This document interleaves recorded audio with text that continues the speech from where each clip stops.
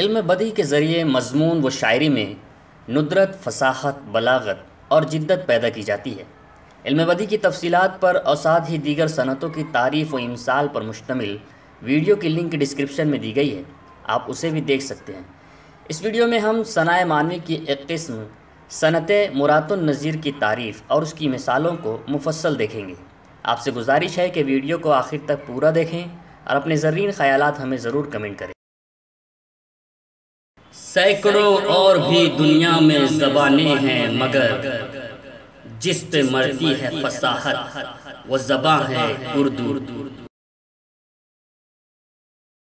محتسب کی خیر اونچا ہے اسی کے فیض سے، رند کا، ساقی کا، مے کا، خم کا، مے خانے کا نام۔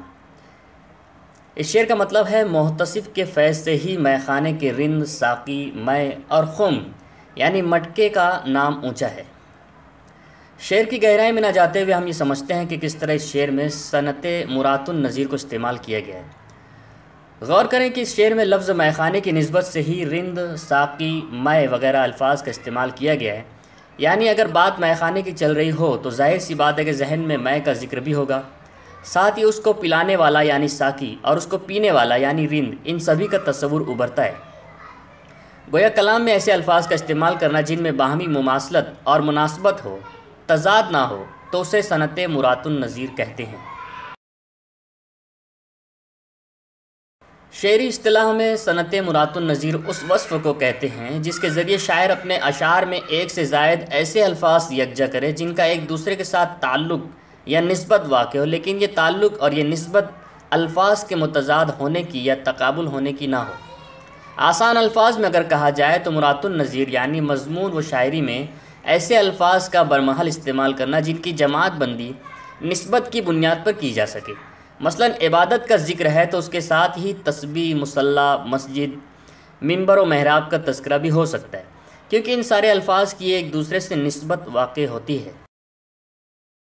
کھول آنکھ، زمیں دیکھ، فلک دیکھ، فضا دیکھ، مشرق سے ابھرتے ہوئے سورج کو ذرا دیکھ۔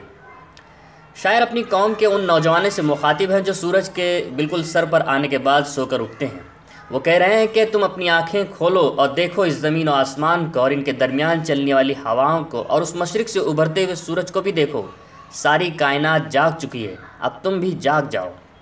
شاعر نے اس شعر میں سورج، فضا، فلک اور زمین جیسے الفاظ کو یکجا کیا ہے جو اس بات کی دلالت کرتے ہیں کہ اس شعر میں بڑی ہی خوبی و مہارت کے ساتھ صنعت مرات النظیر کا استعمال کیا گیا ہے۔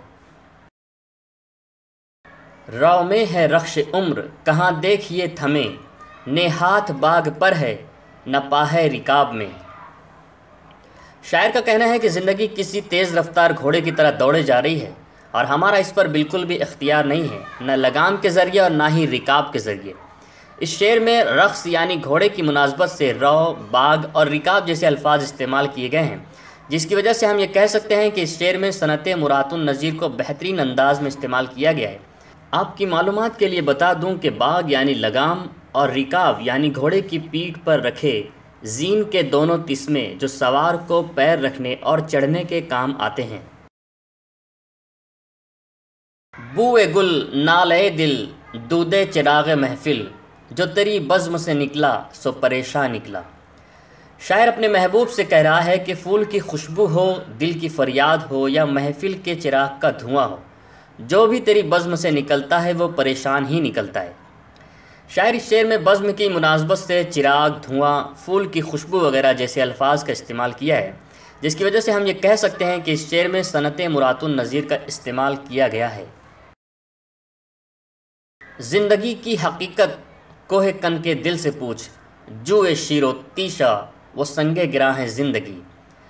شاعر کا کہنا ہے کہ زندگی کی حقیقت کوہکن یعنی پہاڑ توڑنے والے سے مراد فرہاد سے پوچھو، جس کی نظر میں زندگی دودھ کی نہر کھودنے یعنی سخت محنت کرنے اور مصیبتوں کے پہاڑ توڑنے کا نام ہے اور کسی خاص مقصد کے لیے جان دے دینے کا نام ہے۔ اس شعر میں شاعر نے کوہکن کی مناسبت سے جوئے شیر، تیشا اور سنگے گراں جیسے الفاظ استعمال کیے ہیں، جن کی بنا پر ہم کہہ سکتے ہیں کہ یہ شعر صنعت مرات النظیر کی ایک مثال ہے۔ یاد رکھیں، صنعت مرات النظیر ہی کی طرح ایک صنعت اور ہے جسے رعایت لفظی کہتے ہیں۔ بظاہر مرات النظیر اور رعایت لفظی اپنی لفظی خصوصیات کی بنا پر ایک ہی صنعت نظر آتی ہیں، لیکن مرات النظیر میں متضاد الفاظ کا استعمال نہیں ہوتا، جیسا کہ رعایت لفظی کی تعریف سے آپ جان سکتے ہیں، یعنی اشعار میں ایسے الفاظ جمع کرنا جن میں کوئی نہ کوئی تعلق ہو، خواہ وہ آپس میں ضد ہوں، اسے رعایت لفظی کہتے ہیں۔ جیسے پانی تھا آگ گرم یہ روز حساب تھی، ماہی جو سیخ موج تک آئی کباب تھی۔ اس شعر میں پانی اور آگ میں تضاد ہے جو ایک تعلق کو ظاہر کرتا ہے۔ اسی طرح پانی کی مناسبت سے ماہی یعنی مچھلی اور سیخ کی مناسبت سے کباب جیسے الفاظ استعمال کیے گئے ہیں۔